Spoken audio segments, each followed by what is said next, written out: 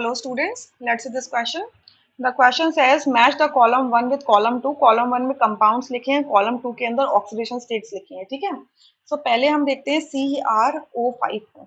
तो CrO5 का जो स्ट्रक्चर होता है वो कुछ ऐसा होता है, Cr डबल बॉन्ड O और ये ऑक्सीजन ऑक्सीजन का सिंगल बॉन्ड होता है, यानी कि पेरोक्साइड लिंकेज होता है, ठीक है। यानी कि क्रोमियम के अंदर एक ऑक्सीजन तो प्रेजेंट है O2 नेगेटिव के फॉर्म में, और एक बाकी के ऑक्सीजन प्रेजेंट है पेरोक्साइड के फॉर्म में। तो पेरोक्साइड कितने होंगे, दो होंगे, और ईच पेरोक्साइड पे 2 नेगेटिव का चार्ज आता है, ठीक है। सो अगर मैं ईच ऑक्सीजन देखूं तो जो O2 नेगेटिव के फॉर्म में उसमें -2 का चार्ज होगा, और जो पेरोक्साइड वाले ऑक्सीजन है उसमें ईच ऑक्सीजन पे -1 का चार्ज होगा, क्लियर।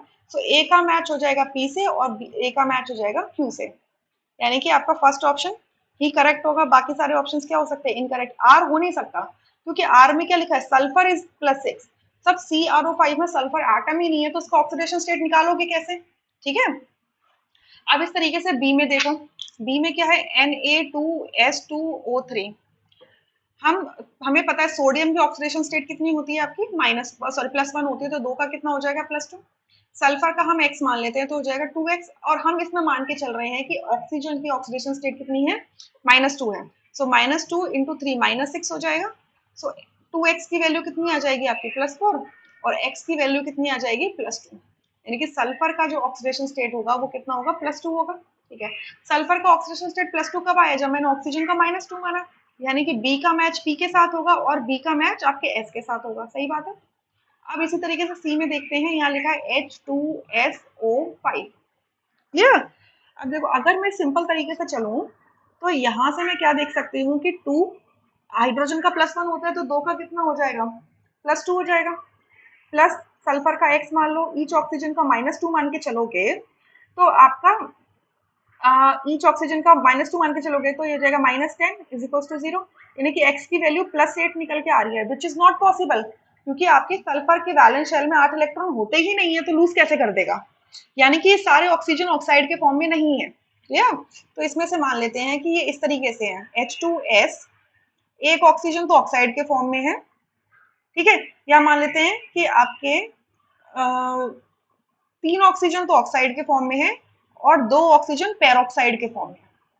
सो जो ऑक्साइड के फॉर्म में होंगे, अब देखो यहाँ से देखो, 2 करोगे हाइड्रोजन के लिए +2, सल्फर के लिए x करोगे, आपके जो 3 ऑक्सीजन है वो ऑक्साइड के फॉर्म में है, यानी कि ईच ऑक्साइड वाले में ऑक्सीजन की बैलेंस ऑक्सीडेशन स्टेट -2 होता है, तो 3 के लिए हो जाएगा -6, और पेरोक्साइड पे कितने का चार्ज होता है, -2 का चार्ज होता है, राइट। So it is 0। सो +2 से -2 कैंसिल हो गया, x की वैल्यू कितनी आ गई, +6 आ गई, यानी कि सी में सल्फर का जो ऑक्सीडेशन स्टेट है वो +6 आएगा, ठीक है, ठीक है, +6 आ गया। और ऑक्सीजन दो तरीके के अवेलेबल थे, -1 वाले भी और -2 वाले भी, यानी कि इसका पी और क्यू के साथ भी मैच होगा, यानी कि इसका PQR होगा, सही बात है। अब सिमिलर गाइडलाइंस पे आप डी का निकाल लो। डी में क्या लिखा है, H2S2O7।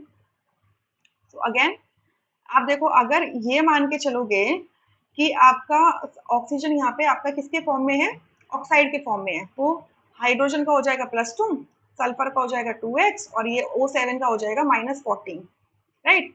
तो 2x की वैल्यू कितनी आ जाएगी आपकी, +12, और x की वैल्यू कितनी आ जाएगी, +6, सही बात है। 6 इलेक्ट्रॉन्स हैं सल्फर के पास, लूज करने के लिए तो कर देगा, ठीक है। तो डी का मैच होगा आपका आर के साथ में और डी का मैच होगा पी के साथ में, राइट। सो यहाँ से फर्स्ट ऑप्शन करेक्ट आता है, बाकी सारे options incorrect. I hope you understood, thank you.